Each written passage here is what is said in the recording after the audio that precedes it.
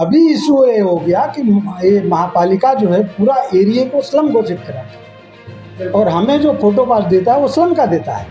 हमारे पे जो ऑलरेडी हम 63 से 75 हम रसीद होल्डर हैं, टेनेंट हैं। 300 में जो प्लाट वाले जिनको ऑलरेडी 72 साल हो गया, 300 में क्यों जाएंगे? आप बीडीडी चाल को 160 था, आपने 500 दिया। आदाब नाज़रीन, नवा न्यूज़ में आपका इस्तकबाल है। मैं हूं आपका मेज़बान वसीम संजर। इस वक्त हम मौजूद हैं मुंबई के गोवंडी इलाके में। गोवंडी मुंबई का एक काफ़ी अहम इलाका समझा जाता है। यहाँ पर जो है काफ़ी तादाद में लोग रहते हैं और दिलचस्प बात ये है कि यहाँ पर प्लॉट में लोग रहते हैं, उसके साथ में स्लम्स भी है। लेकिन ये ख़बर ख़ास तौर से उन लोगों के लिए बहुत ही ख़ास है जो यहाँ पर यानी गोवंडी में प्लॉट में रहते हैं। तो हम आपसे गुजारिश करेंगे कि आप इस खबर को ज़रूर देखें और आखिर तक देखें। आखिर वजह क्या है? तो वजह यह है कि गोवंडी के एक जो बहुत ही मशहूर सोशल वर्कर है, उनका नाम है जहांगीर ख़ान। उन्होंने काफ़ी काम किया है, काफ़ी मेहनत की है प्लॉट के ताल्लुक़ से और उसमें उन्होंने कुछ अहम जानकारी दी है और इससे आपका फ़ायदा हो सकता है और हो सकता है कि आपका मकान कहीं एसआरए में जाके जो 300 स्क्वायर फीट में मिल सकता है, ये मकान आपको उससे भी बड़ा मिल सकता है। यानी आप जो है अपना मकान 500 स्क्वायर फीट या 600 स्क्वायर फीट तक हासिल कर सकते हैं। आखिर वो कैसे हासिल कर सकते हैं, आखिर वो किस तरह से आपको फ़ायदा कर सकता है? तो जहांगीर ख़ान ने कहा कि इसके लिए आप में बेदारी आना ज़रूरी है, आप में जो है अवेयरनेस आना ज़रूरी है। तो हम आपसे गुजारिश करेंगे कि आप इस वीडियो को आखिर तक देखें और हो सकता है, हम उम्मीद करते हैं इससे आपको ज़रूर फ़ायदा होगा। जिस प्रकार आज प्रेस कॉन्फ्रेंस रखी गई है, जहांगीर साहब आप मतलब क्या बताना चाहें, क्या संदेश देना चाहते हैं प्रेस कॉन्फ्रेंस के जरिए? आप अपनी बात रखिए। जी सर, पहला तो हम रफ़ीक भाई से का शुक्रिया अदा करूँगा कि इस मुद्दे को जो मेरा मुद्दा मैं लेके लड़ रहा हूँ, मेरा नहीं जनता का मुद्दा। यहाँ 35,000 जो रहवासी प्लाट व रहवासी इशू उनका है, इन्होंने उस पर तवज्जो दिया और आज आप लोग के सामने हमें बैठाया है, तो इनका शुक्रिया अदा करूँगा। ये इनसे दोस्ती भी है और अच्छे जैसे मिल के घर की तरह से बात कर लेता, तो इन्होंने बोला नहीं यार इसको थोड़ा मुद्दे को हाईलाइट करना चाहिए, तो इनकी मैं शुक्रिया अदा करता हूँ। तो और आगे ये विषय पे बढ़ते हैं। हमारा इशू ये है सर कि हम रहते हैं प्लाट में।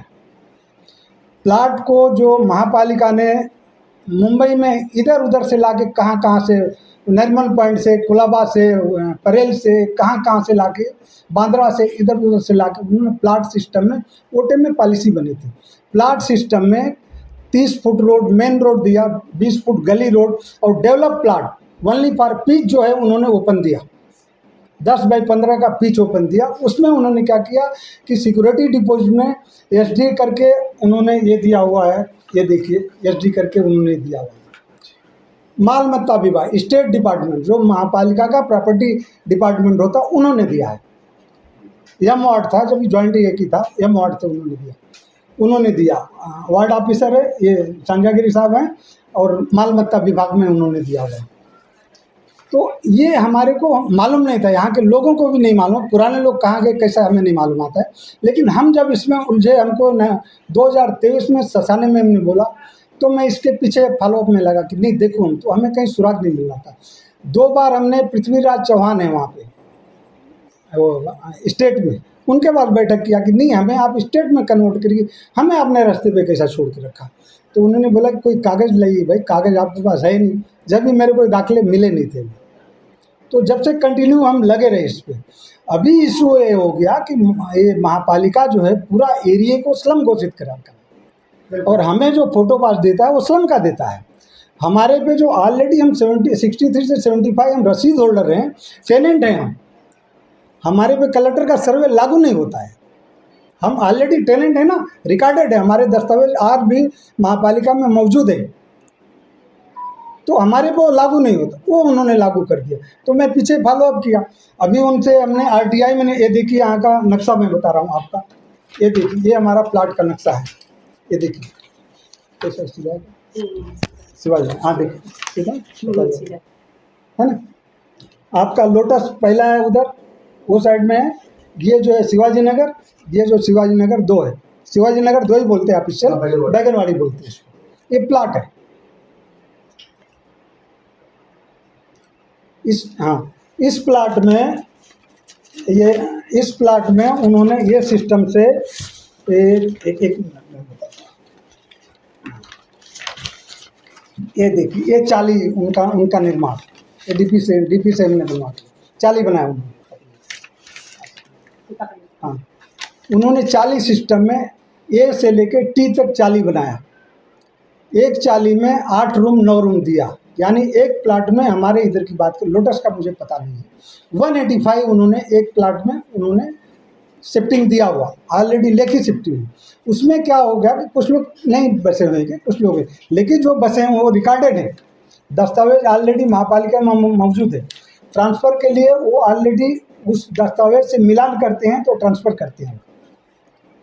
तो हमें स्लम में डालने का कोई गरज नहीं है, और ये हमारे स्लम में जाने से 3310 में हमें डाला। 3310 में डालेगा तो 300 में आते हैं। बीडीडी चाल को 160 स्क्वायर फीट था, उन्होंने 500 स्क्वायर फीट दिया। बीडीडी चाल का ये देखिए पूरा उसका करार है, बीडीडी चाल का पूरा करार है, पूरा माडा और बीडीडी चाल का करार है। हमें आपने 72 से लेके यानी 50 साल 75 तक ये हो गया, और 63 में 72 साल हो गया। 72 साल के हम लोग रहवासी हैं, हमें आप किस कैटेगरी में डाल दिए? रीज़न है कि हमारे लोगों में जागृति नहीं है, पॉलिटिकल गाइडेंस नहीं था, पॉलिटिकल लोगों ने हमारे इशू को उस आगे नहीं बढ़ाया। गोंडी विकास ठीक है, लेकिन गोंडी में जगह अलग अलग है, ग्राउंड जो लैंड है वो अलग अलग है, अलग अलग लैंड है। अभी इसके अंदर आप ये जो डिटेल्स बता रहे हैं जी, इसमें सबसे इम्पोर्टेंट चीज़ ये है कि कंफ्यूजन क्या, यानी जो पीएपी उस वक्त गवर्नमेंट की पॉलिसी एग्जिस्ट करती थी, Yes. उस वक्त की पीएपी की पॉलिसी, हाँ। और अगर ये चीज़ नहीं हो रही है तो स्लम्स करके किस में डाला जा रहा है, इससे फायदा हो रहा है या नुकसान हो रहा है, ये स्लम से हमें नुकसान है सर। स्लम में हम जाएंगे तो हमें 3310 में डालेगा। 3310 में 300 कारपेट है, या और 300 की जगह मिले, 300 कारपेट जो, हाँ, जो एसआरए कैटेगरी, एसआरए की बात है।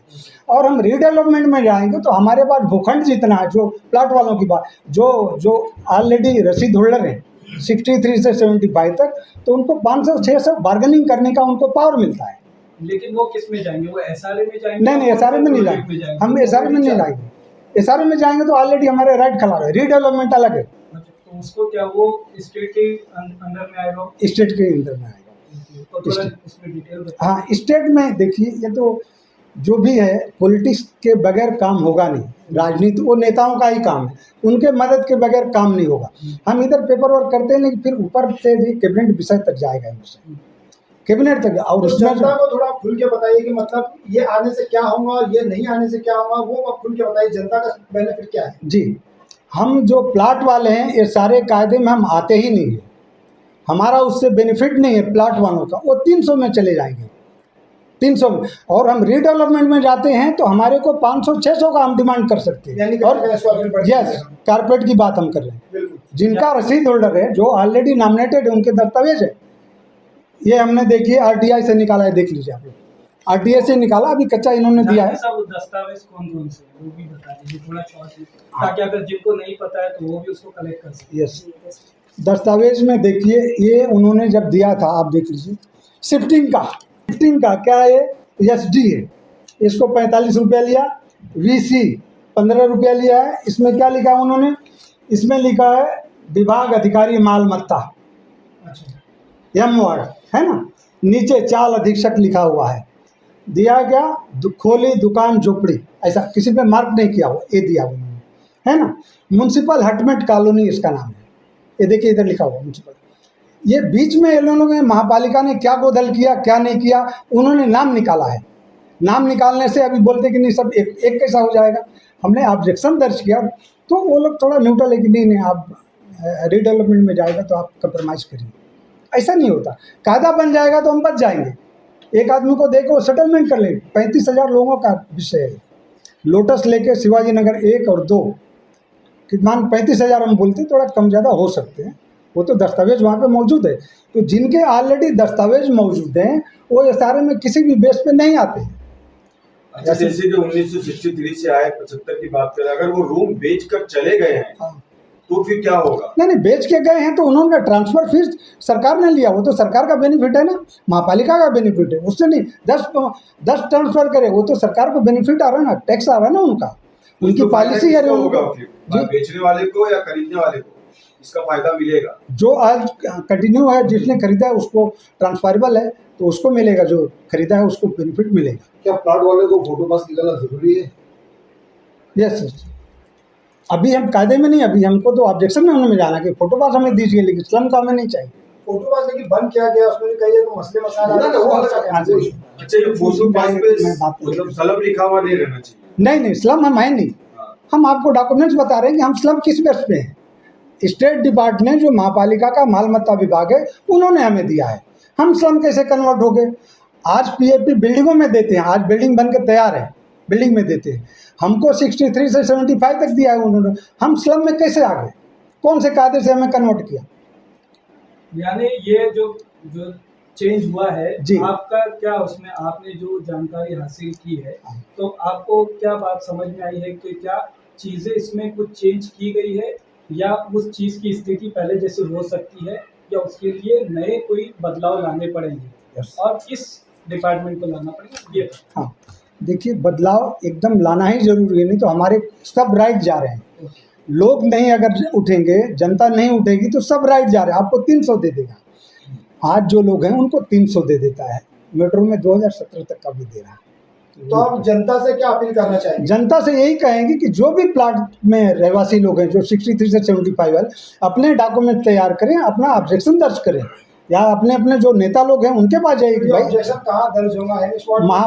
महापालिका में, स्टेट में और कॉलोनी विभाग में दर्ज। तो अलग सा विभाग है, कुछ ऐसा रूम नंबर है जहाँ पे अपना कंप्लेंट लोग दर्ज कराए, या कोई संपर्क करे किसी से, ऐसा कोई ऑफिस जहाँ आप बनाए, ऐसा कुछ है? फिलहाल अभी हमारे डॉक्यूमेंट जो इसमें कॉलोनी विभाग में है, हमने स्टेट में चेंबूर और यहाँ पे एम वार्ड दोनों में RTI लगाया, तो उन्होंने हमें कन्वर्ट किया कि नहीं, हमारा आपका डॉक्यूमेंट्स यहाँ पर है।